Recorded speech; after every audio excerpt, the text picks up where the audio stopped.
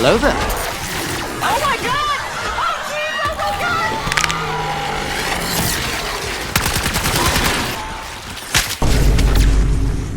Easy!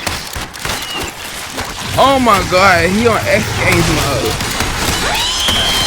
I'm gonna smell like... Yoink! No! No! Hell no! No!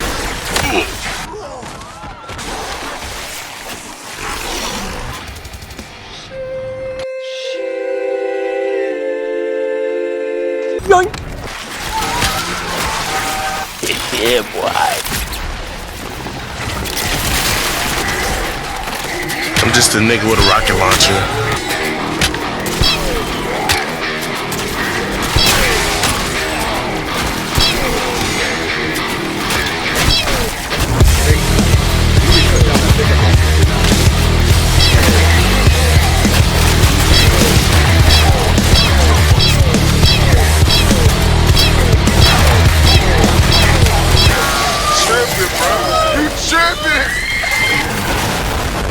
What in the Sam hell happened to Call of Duty Zombies?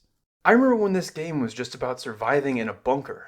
Zombies would slowly bellow out of the fog, shambling as the player mounted a desperate defense. Our only course of action was to find the glorious ray gun in the M1919 or the flamethrower and camp in a corner until we biffed it. I remember when the zombies had predictable patterns and you could train around them, corralling them closer and closer until all hell was unleashed on them. Now we can jump into an Iron Man suit and blow up zombies with a huge laser cannon, enter a chopper, and mow down hordes with ease. We have to deal with 50 boss zombies at once, all itching to crawl up your ass, and the zombies move like they are on crack cocaine laced with heroin, LSD, and PCP all at once. It is insanity. My oh my, how far we have come since World at War. Now, before I delve into my critiques about this game, I need to preface something. Is Black Ops 6 Zombies bad? No. Not in any sense of the word.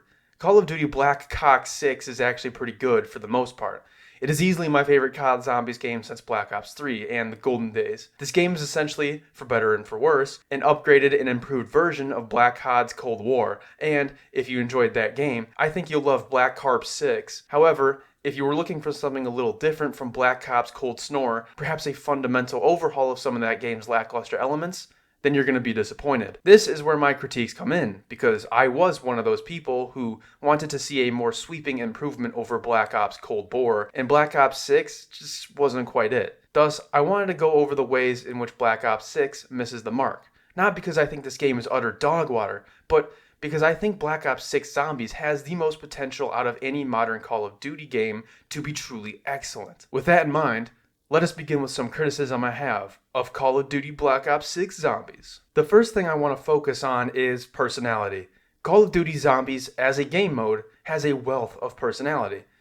It has a certain charm to it, whether it's the perk jingles, my character screaming "Oorah" every 2 seconds, or the maps themselves. This game mode has a distinct identity, which, in my opinion, is why it succeeded and gained as much popularity as it did. In what other game mode can you play as Dick Nixon, Fidel Castro, and Robert McNamara, and JF Mother effing K, and battling an undead horde in the Pentagon? That's what I thought. There isn't any other game mode that I know of. If there is, let me know in the comments. It was the inherent ridiculousness and also the tangible horror of the mode, the esoteric nature of the story, the deep, complex, and yet paradoxically simple game mechanics that came to define this mode. There really wasn't anything like zombies. Going from each game mode in the Black Ops series prior to Cold War, they felt different.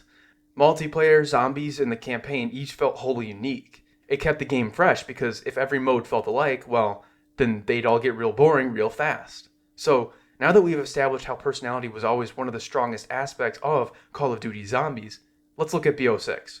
I think the best way to approach this is to start from the very beginning of the game. The literal first thing you see is the main menu. It can give a strong impression about a game you are about to play, and a good main menu screen can really solidify the personality and vibe of a game. So, let's open BO6, and... oh... wow, that's about the lamest main menu I have ever seen. I see we went with the boring-ass 3 boxes that have been in basically every Call of Duty since Modern Warfare 2019. Cool. I'll give this menu some points for having the iconic Alex Mason pose from Black Ops 1, and disregarding my propensity towards BO1 and BO2, this is probably the best rendition of this pose. I love how the redacted symbol fades on and off his eyes. I also like how the Capitol building flashes in the background with some documents too. It's a pretty cool screen that is ruined by this boring as fuck, personality-less UI. Okay, but this isn't the zombies mode, so maybe they really upped the ante for the Soul Zombies menu. Let's check it out.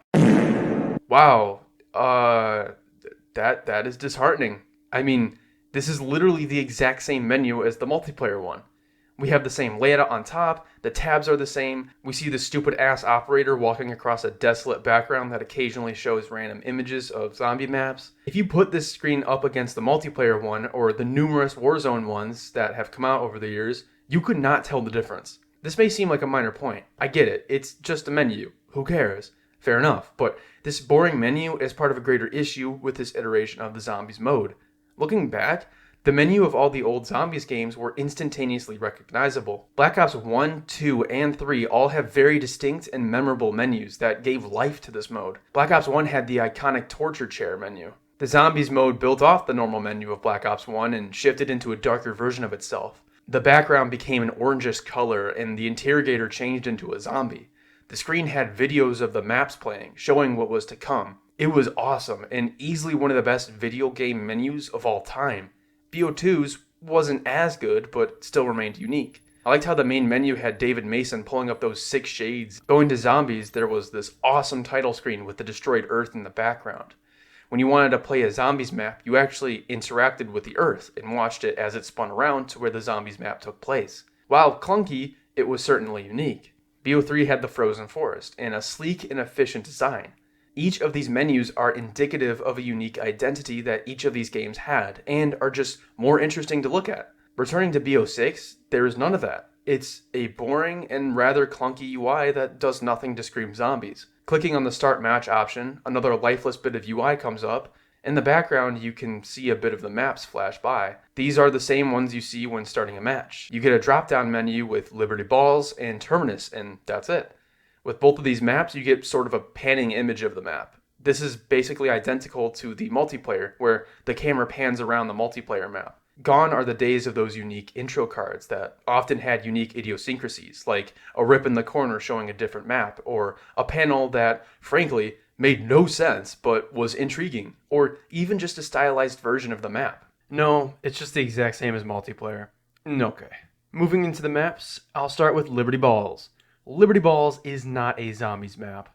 Now, I know what you're saying, but Cheesy Son, of course it's a zombies map. It's in the zombies mode. But that is not what I'm saying. There is nothing in this map other than the perks and the box that would make me think this is a zombies map. No blood, no creepiness, no atmosphere, and no sense of curiosity to go along with it. When I played Der Reisendrache, the map actively made me want to explore it. The atmosphere was so unique and so strong that I felt compelled to find out what the setting had to offer.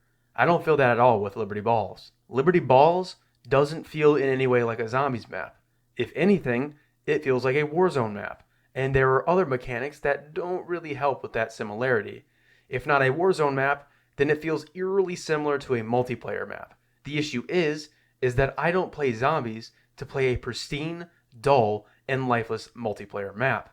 I play it in part because of the strength of the environments. Mob of the Dead, Call of the Dead, Gorod Krovi, literally Stalingrad. These are potent and wholly unique settings that elevate the gameplay to something it could otherwise never be. Gorod Krovi has a bombastic feel that makes every moment feel epic, especially as you are riding dragons and fisting zombies. Mob of the Dead has a reserved, eerie, and somber tone, underscoring the themes of the characters. 4 men trapped in a cycle of purgatory, forever condemned to repent their sins until finally Al sets things right and breaks the cycle. Mob of the Dead is nothing like Gorod, which is in itself nothing like Call of the Dead. I can't even tell you what Liberty Balls is because there is nothing to analyze. It is a painstakingly mid environment, and while the gameplay and actual design of the map are pretty good, I have no reason to go back to it. There is something to be said for simplistic and easy maps, of which I would classify Liberty Balls. Take Town, for example. There isn't anything particularly strong atmosphere-wise here like there is Mom of the Dead. The fog, the lava, and the oppressive isolation, though, do just enough to keep the environment interesting. Liberty Balls doesn't do that, and it feels off whenever I play it. Almost like I dropped into Warzone, but for some reason the devs spawned in zombies. Also, whoever thought it was a good idea to have this fool constantly chatting up the player during the match? Like, why? When you played old zombies maps solo, there was a pervasive sense of isolation. It was just you and the horde. A desperate fight to survive as long as you could. Now, with the incessant exfil calls and this dude talking up a storm on the comms, that sense of isolation and fear is gone, undercutting the atmosphere just that bit more. Terminus, though, is much better in this regard, but I still think it falls short of the pre-Cold War zombies environments. Terminus is kind of just a facility, and while it is amazing to take a dinghy and explore the islands in the boat, I just wasn't really enthralled by the setting. It still feels bland, but I will say it absolutely does not feel like a Warzone map, which is great. Terminus is a step in the right direction, and it gives me hope that we can return to amazing settings for our zombies maps one day. Also, the Easter eggs on both Terminus and Liberty Balls are much appreciated, especially on Balls. This map would feel like nothing without these little Easter eggs. The lack of personality is something that this game carried over from Cold War, which had the blandest selection of maps of any Call of Duty game. Black Ops 6 hasn't refilled the hole of personality yet, and I really felt it through the gameplay. After I played the maps a few times, I just lost all interest in them. Gameplay without a soul can only get you so far. In the future, this could get better with new maps. DLC 1 with that castle map looks like it might buck the trend of Lifeless Zombies maps, and I'm excited for it. Going into the future, I just think Treyarch needs to focus on making zombies maps that feel like zombies maps. However, having a great map won't do anything if this game doesn't fix. Please, Treyarch, please stop using operators. I swear to God, the operators destroy so much of the character of zombies. Could you imagine playing 5 as the operators? All that funny-ass dialogue from JFK? Need some beans for the chowder here. Gone, just like that. Operators are inherently lifeless and dull. The developers can't know what operators every player will use, so they can't craft any lengthy interpersonal dialogue between the characters. I remember in the older games when the characters would make comments about each other. When one player was getting swarmed, another player's character would make a comment about it. Or the players would make comments about each other, like how Richtofen would say how much he hated Dempsey. It added a lot of humor to the mode and character. Unfortunately, with Cold War, Treyarch removed a consistent cast of characters for the operator system. These operators are lifeless as hell. I haven't heard a single quote from any of them that I would say is funny, introspective, or even just interesting in any way. I would rather they just bring back the nameless soldiers from Nacht der Untoten than have these nobody operators. Liberty Balls uses this operator system, and as usual, it sucks dick. Now, I get why they use the operator system, because of the ending, but still. No, Treyarch, I don't give a shit if I look like Brutus or Nicki Minaj. I just want to have good dialogue between the characters, or even just good solo dialogue. I played primarily as Weaver, and he's fine, I guess. All he talks about is hating Richtofen, being an old, crusty, fugly hag, and having one eye. It isn't really interesting stuff. He basically talks about the same thing on Terminus, except it's occasionally interrupted by him talking about things important to the mission. I also played as the girl on Terminus, and she was not much better than Weaver. I can't name a single quote either of these characters said, and that's part because the game just came out, and part because they have no lines that are interesting. Liberty Balls has really bad characters because it uses the operator system, but Terminus is not much better in this regard. I did not give a shit about anyone in this crew. In the intro cutscene, when this dude Peck came out, I was like, who? I did not follow the storyline of Cold War whatsoever, so I did not know who this guy was, other than the fact that he's the creator of the new Dr. Monty's Gobblegum. I like in this cutscene that the pilot for the helicopter that exfils us literally doesn't get a name. My man is such a non-factor in the game, he doesn't even get his own first name. That is unless his name is Raptor1. Maybe his God-given Christian name is just Raptor1. W name. The 4 amigos tasked with getting this girl's brother are fine, like I said before. I didn't pick out any amazing quotes from them. I'll give the one chick points for being a New Zealander with that goated accent, but besides that, this crew lacks any sort of defining characteristics. Now, is this harsh to say when the crew has really only had one map, or I guess 1.5 if you count Liberty Balls? Yes, it is. This crew hasn't had the time to cement itself yet, and I think of all of my critiques, this is the easiest one to rectify. Just give these characters better written lines and better cutscenes. However, I don't think this criticism is without merit. There have been so many crews with only one map who have solidified themselves as iconic. I've brought up Mob of the Dead several times in this critique because I think it does a great job of underscoring what Black Ops 6 is missing. The Mob of the Dead crew had one map to make an impression on the player, except for Al, who becomes a fucking bird and comes back on Blood of the Dead. Dude, what the hell happened with the story in BO4, dog? The point still stands, though. These characters had one chance in a few lines to invest the player in their struggles. One chance to solidify their legacy, and what a legacy they created. The cinematic trailer, Where Are We Going?, is only 2 minutes long, but it is one of the best trailers I have seen in gaming. Also, shout out to Kevin Sherwood, who is absolutely brilliant with these zombie songs.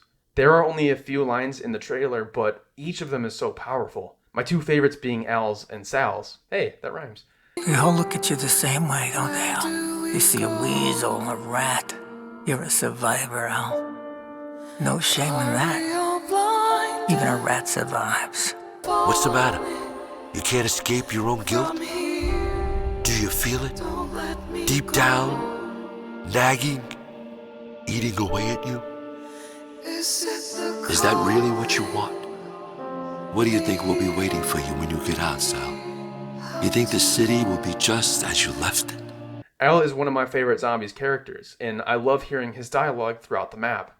It's clear to the player that Al is radically different from the three other gangsters. He's far more insightful, often feels separated from the other three, and seems to know more than he should about the cycle the mobsters are trapped in. This contrast of Al with the other gangsters is indicative of the quality of their writing. Finn's blunt charm in the intro, Sal DeLuca's iconic charisma, Ain't that swell? and Billy's intimidating aura instantly shows the player in just a few seconds the distinct personalities of these characters. I can't tell you what's different about any of these characters in Black Ops 6. They all sort of quip in the same way about the environment around them, and frankly, they don't even feel much different than the operators that we played as in Cold War. Characters and character writing are such a vital aspect of that zombie's identity I talked about earlier. Mob of the Dead would be significantly worse if we pulled up off Raptor 1 as the operators. All of these other maps with Primus, Ultimus, and yes, even Victus, were so well renowned in part, well, okay, maybe not Victus, but you get what I'm saying, in part because of the characters who inhabited them. Part of the reason the mode felt so empty in Cold War was because the operators sucked so much of what the zombies' characters brought to the table. Going forward, I think Treyarch needs to stop making maps without a set crew of 4 like Liberty Balls. Terminus is a step past the abysmal operator system, but the characters haven't quite found their footing yet. However, as I said before, I think this will be fixed in time with more maps, and the ending cutscene of Terminus gives me slight hope. If the characters are fixed, I think instantaneously that massive hole in that zombie's personality will be filled just like that. The last subject I wanted to critique story-wise before moving on to the more technical matters is the Dark Ether itself. I think this storyline was a fundamental mistake on Treyarch's part. First off, no one I know personally or online seemed to give any fucks about this story. I don't think anyone was on the edge of their seats wondering what Raptor 1 or dialogueless operator number 246 was doing after Firebase C. The Dark Ether storyline pretty much fell on deaf ears for the entirety of Cold War's life cycle, which is not a good sign for the quality of the storytelling. Now, the intro for Liberty Balls in Black Ops 6, I will admit, is peak. This shit is awesome. Also, having a Wunderwaffe as a home defense weapon is tough as hell. However, I think the concept of the Dark Ether is flawed. Black Ops 4 had one of the most rushed and undeserved endings to a storyline I have ever seen. It made me question why I had ever been so invested in this massive, decade-long story when the ending felt so slapped together. I mean, dog, they didn't even animate the last cutscene of the Ether storyline. Voyage of Despair. Mother effing Voyage of Despair got more quality assurance than the end of the Ether storyline. Damn you, Blundell, Treyarch, Activision, whoever. Despite being extraordinarily disappointing, it was a definitive end of the storyline. That was it.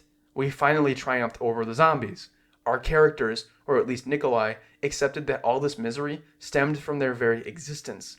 In realizing that, he knew he had to make the ultimate sacrifice for the betterment of the multiverse. Eddie and Samantha leave the ether to finally go to a reality free from the apothecans, Dr. Monty, and the zombies. Our characters say what they would have wanted to do, free from the horrors of the ether, and the storyline ends. So, if the storyline ended, then why the fuck are we still hung up on Richtofen and Samantha? The dark ether is reflective of a greater issue in our culture, which is that it often feels more interested in eating its own tail like an Ouroboros snake, regurgitating and bringing back old ideas until it has nothing left but to fade from existence, than actually bringing new ideas. Black Ops 4 failed. The ending of the ether failed. And it is sad because the story did mean so much to so many people. However, it was an end. The dark ether feels like Treyarch digging up a dead corpse and parading it around because that's what's recognizable to everybody. People wanted to see Richtofen, so Treyarch brought him back. People recognize Samantha, so she's been the driving force of this entire story. It's disappointing because this reoccurrence of old characters in the ether itself undercuts Tag der Toten even more than the lackluster production quality did. Nikolai's sacrifice, the death of our beloved characters, was functionally pointless. Nikolai didn't create a reality free from the horrors of the twisted ether multiverse because we have zombies, 115, perks, and all these other things bleeding into this quote-unquote pure timeline. With the ending of Terminus, it's confirmed that elements of the Chaos timeline are also bleeding through because we truly cannot create anything new in this game. Say what you will about the Chaos story, it had potential to be great. Dead of the Night, 9, and Ancient Evil were all pretty banger maps in their own right. Notice I didn't say Voyage of Despair, because that map is my least favorite COD Zombies map. Fuck that thing. Straight dog water with that one. Ancient Evil left us on a cliffhanger that was intriguing and sexy.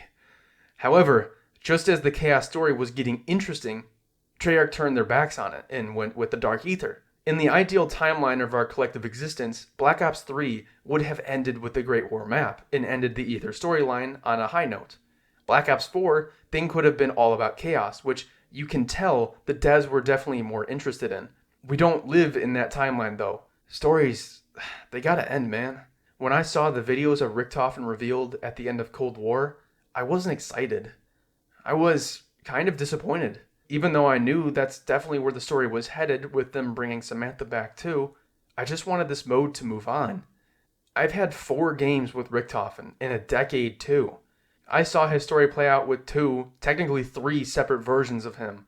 I saw his relationship with Sam already.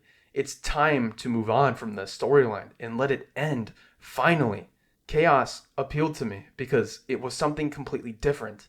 It was a chance to begin again with a fresh set of new ideas. A new world, new perks, and new characters. While not every one of its ideas were well crafted, I'd vastly prefer a mode that tries something new and fails to one that can only tread worn grounds. The Liberty Balls cutscene is undoubtedly well made, and it even made my ether-fatigued ass interested, but I'm left with one question. Where does this story go? Where does it end, if ever?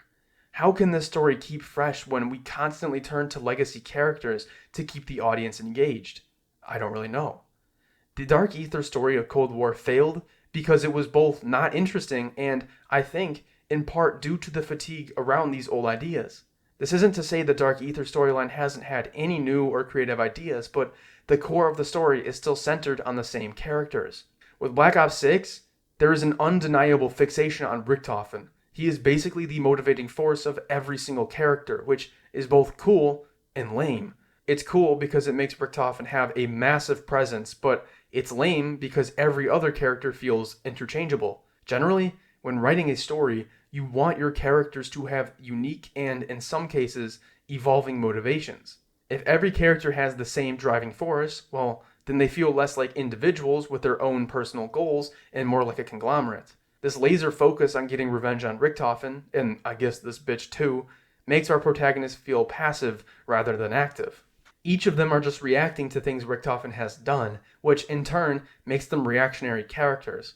It lessens their agency, and thus they feel significantly less interesting. In turn, This does make Richtofen far more interesting, but placing so much weight on a character whose narrative potential has already been diminished by overexposure in other games is like going all in on Snake Eyes.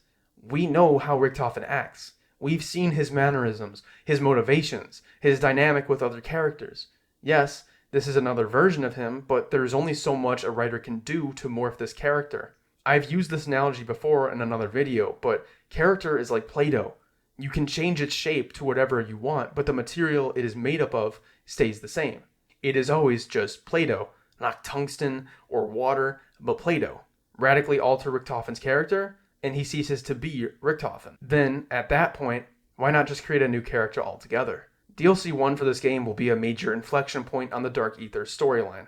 It will be the most important DLC of this game's lifecycle. To me, the Dark Aether as a story is built on a very shoddy foundation. It feels like an attempt to take from the old for cheap brownie points without actually creating an interesting story to back it up. I wish the mode would move on from the Aether and build something new, but I understand that putting Richtofen's big honkin' cranium on the screen will print money faster than the Weimar Republic circa 1923. In order to get people hooked in the story like they were in the golden days, the characters need to get better lines, better cutscenes, and the story is going to eventually have to make characters other than Richtofen and Samantha feel like they have importance in the story. From what I have seen, this game has not gotten me reinvested in the storyline. Liberty Balls ends with Panos taking the place of our operators in their real world, leaving our characters trapped in the Dark Aether. He exits the scene in a suspiciously similar way to how Richtofen did in Black Ops 3. He says he has a few scores to settle on the way out.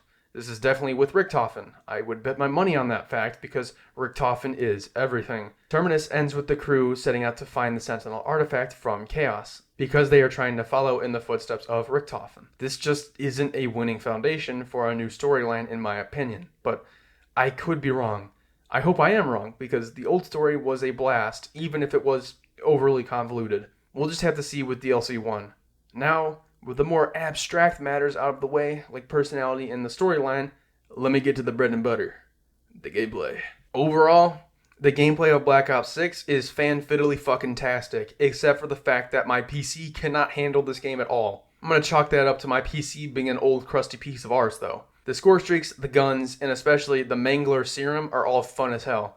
The gameplay is where Cold War and Black Ops 6 thrive, but they ain't perfect. Black Ops 6 made a few specific alterations to the system that have me scratching my thinking cap. For example, we have the point system. Now, I have never liked damage-based points, ever since they debuted in Black Ops 4. I find that damage-based points removes a lot of the strategy and planning that used to go into banking points for doors and perks. In the old games, when it was hit-based points, there was a bit of cost-benefit analysis that went into what guns the player chose. A low-damage rifle like the M14 or a weak submachine gun like the MP40 were great for points, but obviously weren't the best for high rounds. Thus, the player had to choose between a high-powered, late-game weapon or a weak one to get points. The player could also train the zombies up into a tight pack to get extra points from the bullet penetration. As weird as it sounds, it was always really satisfying for me to hoard up zombies in the footprints on Origins and just get bank from it. It felt like I was actively beating the difficult early game of Origins. Black Ops 4, keeping in line with its obsequious devotion to fixing things that don't need to be fixed, changed the point system to damage-based points. All the strategy that went into the early game of World at War in BO1, 2, and 3 was gone immediately. Shooting zombies with the M1911 8 times on round 2 and stabbing them, gone. The benefit of low damage submachine guns, gone. That sense that the player was actively beating the game, gone. In Black Ops 4, stabbing gave 130 points, headshots 100, and body shots 60. Bullets no longer gave 10 points for hitting zombies. Cold War kept the system, and it made more sense in Cold War because the game built its economy around the point limitation. Black Ops 6 also uses the system, but made a key change. Headshots now award the most points. Black Ops 6. Why though? Knifing always awarded the most because it was the riskiest. You were lunging into a horde that could swipe you to death. The more risk, the more benefit. Knifing in Black Ops 6 is legitimately useless. There is no reason to stab anymore, and the best way to get points is to focus on headshots. This was a rather odd decision given that they just put a perk into the game that enhances melee ability. However, maybe that isn't much of a loss, given how utterly shit that perk is. It is just so unresponsive to controller and keyboard input that it makes the perk useless. Stabbing was one of the last strategic decisions for the player to make after Treyarch gutted the hit-based point system. It remained riskier than going for headshots and made the knife very useful on early rounds. Now, there is no strategic decision to make on how to bank points. Shoot for the head. It is both safer and gives more points now. I already don't like damage-based points, but Black Ops 6 made the system even worse. What once was an engaging and strategic set of decisions to bank the most points has morphed into just shooting them in the head. It requires no thought, and I find it rather disappointing. Enough about stabbing and points. What about the guns? Well, the guns feel great. Except for the fact that they feel like water guns against the zombies. The guns of Black Ops 6 are a weird dichotomy in that they are very well crafted. They have a hefty feel, amazing animations, and beefy sound effects.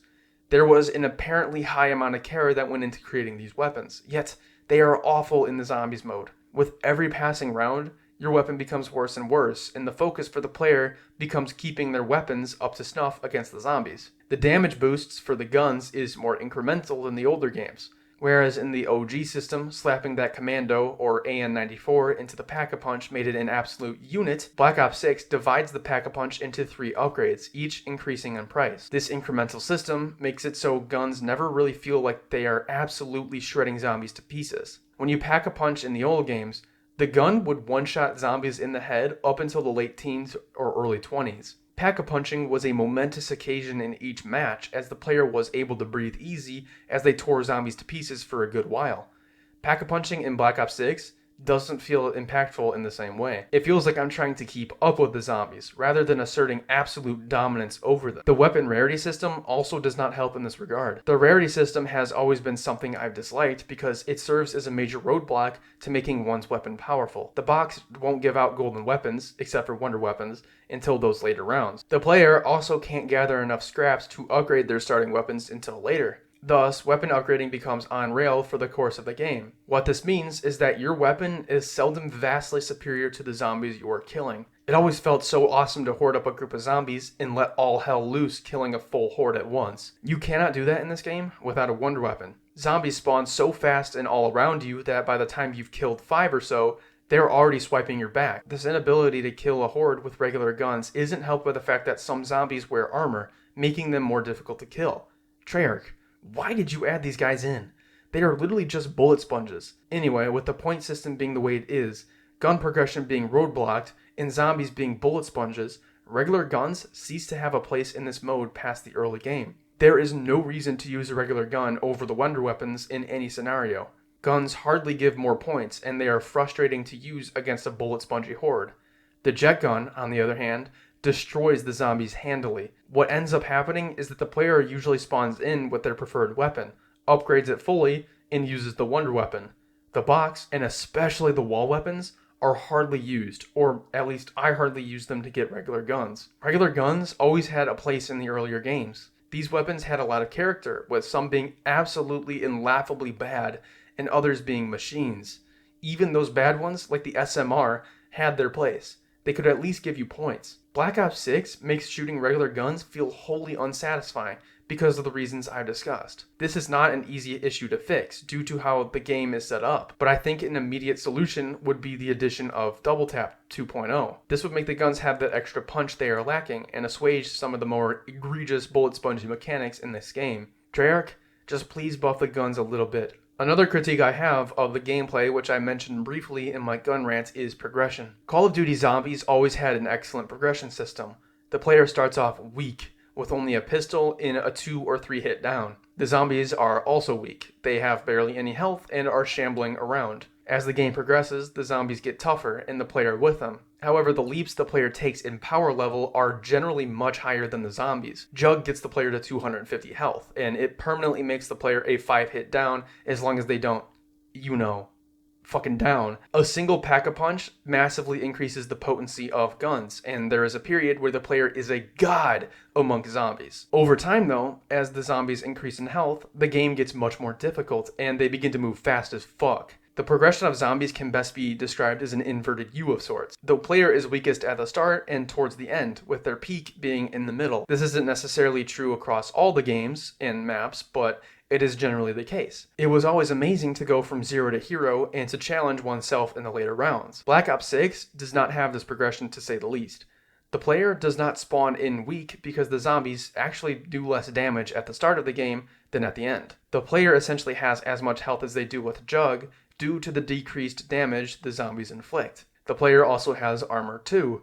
The player also has a rifle with over 600 bullets. So suffice it to say that the player is not weak and defenseless like the older games. The zombies continuously increase in strength as the rounds go by, and eventually they get back up to the 50 damage per swipe of the older games. The player, to counteract this, gets Jug, which, in this game, does nothing. It increases your health, but the player health to zombie damage ratio is unchanged from the early game. Jug is there to keep the player in line with the zombies, not to give them an advantage over them. The armor system is a partial replacement for Jug's advantage in this game, and it's okay. The player then slowly upgrades their guns to compete with the zombies, and gets all the perks too. Eventually, the game levels out as the player has a fully upgraded gun, and the zombies have a health cap unlike the earlier games. My issue with BO6's progression is that it isn't a progression at all. The player is never in a vulnerable position, and they never get to be vastly more powerful than the zombies. The only piece of progression that gets the player to the level of power of the older games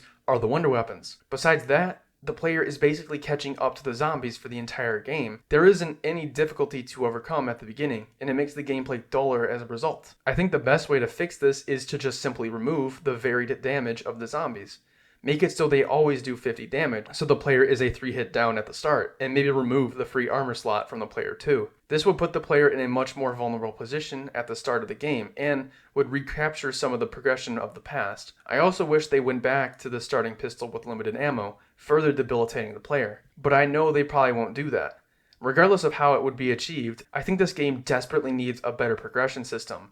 It doesn't have to be identical to the old games, but I would prefer the progression of this game not to look like a straight line. Challenge and catharsis of overcoming that challenge, that's what keeps people coming back. And this game simply lacks it for the most part. A few more notes before I conclude this critique. The ability to modify the HUD is a great addition, but I miss the custom HUDs of BO2. That just gave every map a different feel. Also, I don't understand why on most of the presets we have this ginormous picture of our character. I played primarily with the classic HUD, and it had Weaver in the bottom right corner just staring me down for the entire game. The game, and that boring, dull, and multiplayer menu screen I talked about earlier, shows us what our character looks like. We do not need to see their picture here. If you're going to do a picture of our character, then do it small like Black Ops 3. This is just needlessly obstructive. However, you can alter it, so that is good. I just don't get why it was there in the first place. Boss zombie spawn in this game is atrocious. Past round 30, I was getting gangbanged by 50 manglers around and amalgamations that would slurp me up constantly. It was annoying to deal with and excessive. Also, please stop putting manglers into maps. I am tired of seeing these dudes.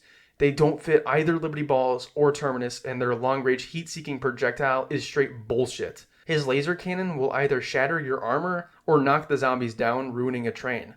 Every bigger boss is bullet spongy to the max, especially the manglers. I think toning down their spawn rate would make the game better. Also, I must comment on the slew of reused bosses. The manglers, parasites, Zetsubo spiders, and the Margwa bull hybrid are because I've seen them before. The amalgamation is pretty cool though. Another thing, I thoroughly dislike the act of putting armor on. Liberty Balls already feels like a Warzone map, and this does not help. It's also cumbersome to do it over and over.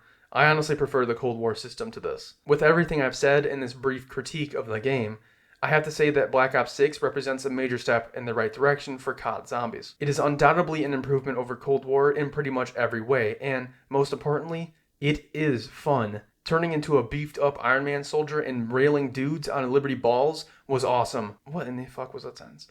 The wonder weapons of these two maps, mainly the jet gun, are incredible. I'm so glad that they finally made a lore accurate jet gun, as opposed to the watered down, pansy ass version Treyarch shitted out for trans shit. Though I have yet to complete it myself, the Terminus Easter egg looks pretty good, and the boss battle appears to be fun as hell. The little Easter eggs on the map do show me that there still is charm left in zombies that I feel was so lacking in Cold War. I make this video not to bash on Black Ops 6, but to help it improve because I do see a bright future for this game. I hope this game mode is able to bring back the golden days and rise to new heights. In pursuit of new heights, I hope that maybe some of my critiques are addressed. I do recognize that to some degree my critiques are motivated by nostalgia for the old games, and I understand that Zombies will probably never quite go back to the game mode I fell in love with all those years ago. Regardless, I am excited for the first time in a while to see where this new version of Call of Duty Zombies goes. But damn, do we just need to move on for the Ether storyline. Please, goddamn Treyarch, just something new. Anyway, I hope you enjoyed this video. If you disagreed passionately with some of my critiques here, then, voice your opinions in the comments. As always, have a great day.